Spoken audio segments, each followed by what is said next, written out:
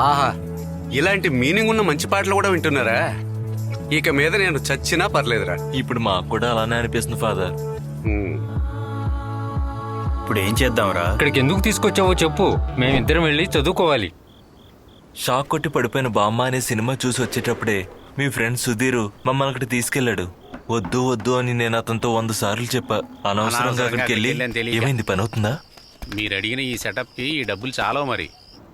ఏదో అనుకోకుండా అందరూ చేసినట్టే షర్ట్ బటన్స్ వేసుకుని నేను బయటకొచ్చా. సిగ్గుపడి దాని గురించి ఎవరు అడగలేదు, నేను చెప్పలేదు. వాళ్ళెవరూ షర్ట్లో ఉండే ఒక్క బటన్ కూడా అది ఉండే రూమ్ లో విప్పనే లేదు. కానీ అమ్మాయిలు చిలక చెప్పినట్లు అనవసరమైన చోట్ల చెప్పకనే చెప్తున్నారు. వీళ్ళందరూ వేరే అమ్మాయిలు అయి ఉంటారా?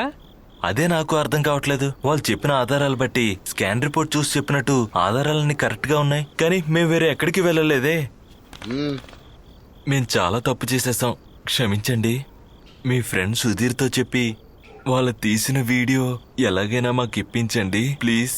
దానికి ఎంత ఖర్చైనా మేము భరిస్తాం ప్లీజ్. సరే సరే వెళ్ళు. చూసావు కదరా మురళి, ఇప్పుడు టైం ఎలా మనకు కలిసి వచ్చిందో.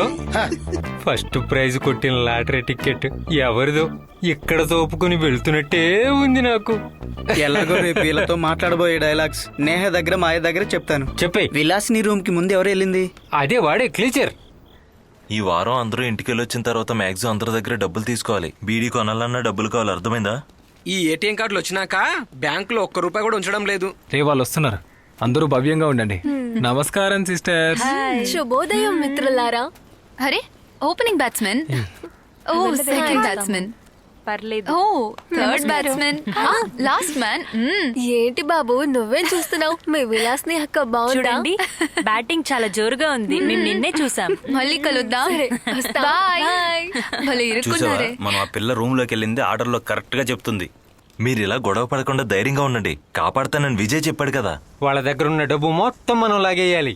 ఆ పొగరు పట్టిన విలాసిని చేతికి నేను పాత మారుతి గారు కొనిచ్చా. అంతకు ముందు ఎప్పుడో వాడిని ఈ బండిని నన్ను అమ్మమని చెప్పేది. అది మనం ఇది పెట్టుకొని దాన్ని ఒక ఆట ఆడిస్తే ఎలా ఉంటది? ఆడే తీరాలి. మంచి డబ్బున పిల్లకాయలే కదా. అలాగా? మనం ఒక 25 లక్షలు అడిగితే ఎలా ఉంటుంది?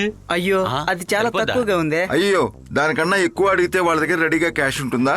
ఆ, ఇలా చూడు, ముందు వచ్చే 15 లక్షలు నేనే తీసుకుంటా. లాజర్ ఓనరు ఫిషింగ్ బోట్ ఒకటి అమ్మకానికి పెట్టున్నాడు. అది తీసుకొని మా డాడీకి గిఫ్ట్ ఇవ్వాలనుకుంటున్నా. ఏం దాంతోనే ఆపేశావు? వీళ్ళ అమ్మకి హుస్సేన్ సాగరు, చెల్లెలకు చార్మినార్ తీసిస్తే చెప్పిందే రైట్. అయ్యయ్యో రే, మీరు ఈ తిక్కలోడి మాటలు విన్నారంటే మీకు టీ డబ్బులు కూడా రాకుండా అందరూ ఇరుక్కుంటారు. ఈ ప్రోగ్రామ్ కు మటుకు నేను రాను. డాడీకి బర్త్డే గిఫ్ట్ అంట. అరే మురళి, నువ్వెక్కడికి వెళ్తున్నావురా? పాటలు పాడుకుంటూ విజయ్ మంచి మూడ్ లో ఉన్నట్టున్నాడు. నమస్కారం విజయ్. ఓ మీరే? మీకోసం అంతా వెతుకుతున్నాం. మీరు ఈ ఎందుకు? టైంలో స్నానం చేస్తారనుకోలేదు.